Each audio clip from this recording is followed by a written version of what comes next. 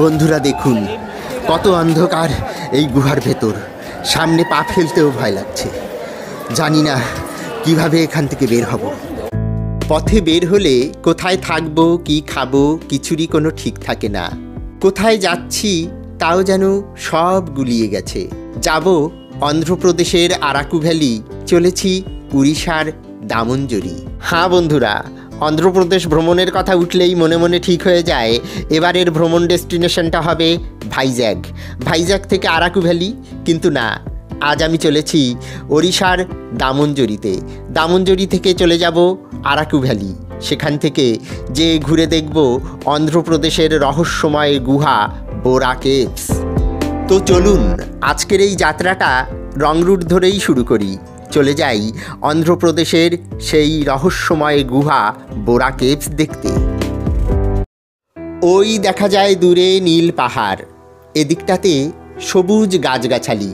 প্রকৃতি দেবী এখানে যেন তার সবুজ আঁচলখানা ছড়িয়ে রেখেছেন।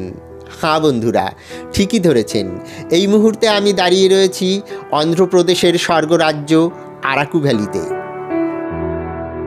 দেখুন এখানকার প্রাকৃতিক পরিবেশ কত সুন্দর, চারিদিকে কেবল সবুজ আর সবুজ। এই যে গাড়িগুলোকে দেখছেন, এর প্রায় প্রতিটি গাড়ি কিন্তু ট্যুরিস্ট গাড়ি। কাছেই বোরা গুহালু স্টেশন। ট্যুরিস্টরা সেখান থেকে ভ্রমণের জন্য এই গাড়িগুলোকে রিজার্ভ করে নিয়েছেন। হ্যাঁ বন্ধুরা, সামনেই বোরা গুহা। আমরা এখন বোরা গুহার কাছাকাছি চলে এসেছি।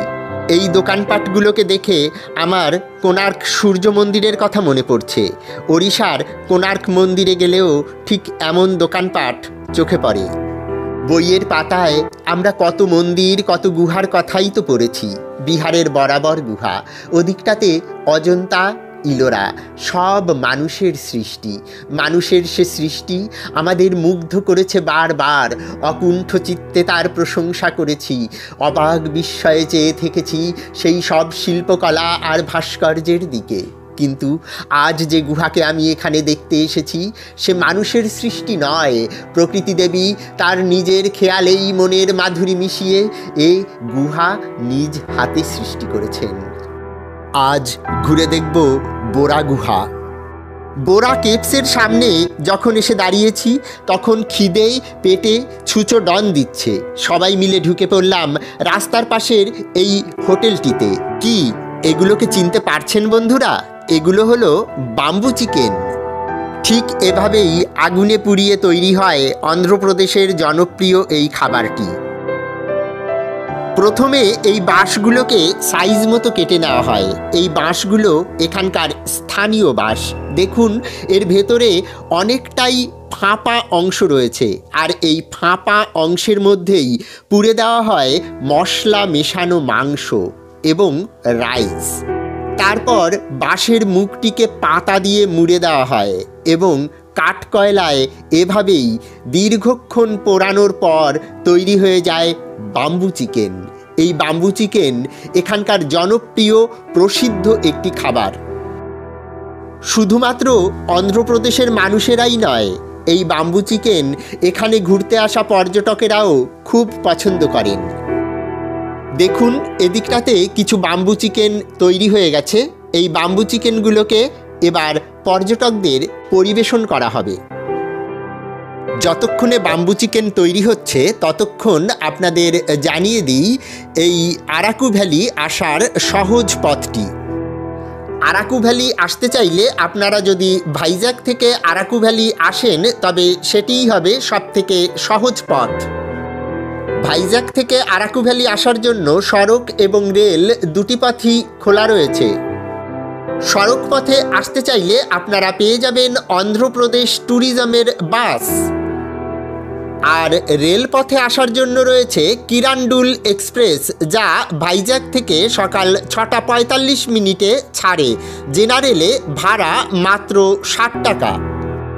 আপনারা যদি বোরা গুহাটি সহজে ঘুরে দেখতে চান, তাহলে আরাকু ভ্যালির আগের স্টেশন বোরা গুহালুতে নেমে পড়লে সহজেই পেয়ে যাবেন বহু শেয়ার গাড়ি।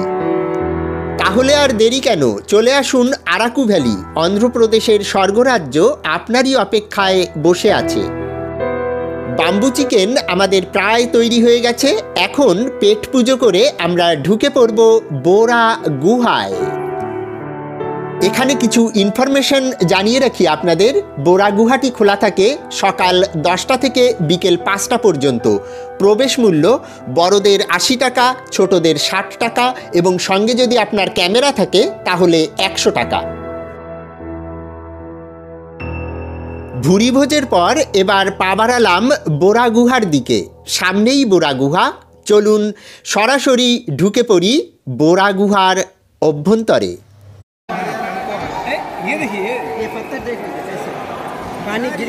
বোরা গুহার মধ্যে এই মুহূর্তে প্রবেশ করেছি। দেখুন চারিদিকে আলোর খেলা চলছে। লাল, নীল, সবুজ, হলুদ এই আলোগুলো পর্যটকদের কাছে আরও রঙিন করে তুলেছে এই গুহাটিকে। দেখুন এত আলোর মধ্যেও কেমন একটা গা ছমছমে পরিবেশ। এই আলো আধারী পরিবেশই পর্যটকদের আরও আকৃষ্ট করে এই বোরা গুহাটি দেখার জন্য। এই আলো আধারী পরিবেশের মধ্যে শিহরিত হচ্ছি, রোমাঞ্চিত হচ্ছি। এখানে না এলে জানা হতো না যে আমাদের দেশে এমন একটি প্রাকৃতিক গুহা রয়েছে। দেখুন কত বিস্ময়কর এই বোরা গুহাটি। প্রতিদিন হাজার হাজার পর্যটক আসেন এই বোরা গুহাটি ঘুরে দেখার জন্য। ওই দূরে দেখুন সিঁড়ি বেয়ে পর্যটকরা উপরের দিকে উঠে যাচ্ছেন। খুব ভয়ঙ্কর গা ছমছমে একটি পরিবেশ এই গুহার মধ্যে। বোরা গুহায় এলে আপনারা খুব সাবধানে এখানে পা ফেলবেন। যে কোনো সময় বিপদ হতে পারে, তাই সাবধান থাকাই ভালো। গুহার এই প্রাচীরটিকে দেখুন। এই প্রাচীরটিকে দেখলে আন্দাজ করা যায় এই গুহাটি কত বড়। আপনারা যারা বোরা কেভস নিজের চোখে ঘুরে দেখতে চান তারা হাতে কমপক্ষে 2 ঘন্টা সময় নিয়ে আসবেন, কারণ 2 ঘন্টার নিচে এই বোরা কেভস সম্পূর্ণরূপে ঘুরে দেখা সম্ভব নয়। ভেতরে অনেক চামচিকিও আছে দেখতে পাচ্ছি। কেমন একটা গুমোট পরিবেশ এখানে। সামনের দিকে যতই এগিয়ে যাচ্ছি ততই যেন অন্ধকার আরও ঘন হয়ে আসছে।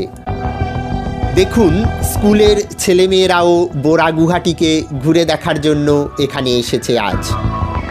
এই দৃশ্যগুলো সত্যিই আমার বড় ভালো লাগে, কারণ এই ছেলেমেয়েরাই তো আমাদের সভ্যতা, সংস্কৃতি, ইতিহাসকে বয়ে নিয়ে যাবে আগামীর পথে। বোরা গুহা সম্পূর্ণ প্রাকৃতিক একটি গুহা। চুনা পাথরের এই গুহাটি অন্ধ্রপ্রদেশের সম্পদ, কারণ প্রতিদিন হাজার হাজার পর্যটক এখানে আসেন এই বোরা গুহাটিকে ঘুরে দেখার জন্য। সামনে যতই এগোচ্ছি অন্ধকার ততই ঘনিয়ে আসছে। দেখুন পর্যটকরা এই অন্ধকারের মধ্যেও অবাক বিস্ময়ে চেয়ে দেখছেন বোরা গুহাটিকে। হ্যাঁ, এবার আমরা অন্ধকার একটি জায়গায় প্রবেশ করেছি। একদম অন্ধকারের মধ্যে দিয়ে এগিয়ে যেতে হচ্ছে সামনের দিকে। দূর থেকে সামান্য যেটুকু আলো এসে পৌঁছচ্ছে, সেই আলো অনুসরণ করেই এগিয়ে যেতে হচ্ছে। খুব ভয় লাগছে। কিভাবে বেরিয়ে আসবো এখান থেকে কিছু বুঝতে পারছি না। চারিদিকে কেবল অন্ধকার আর অন্ধকার।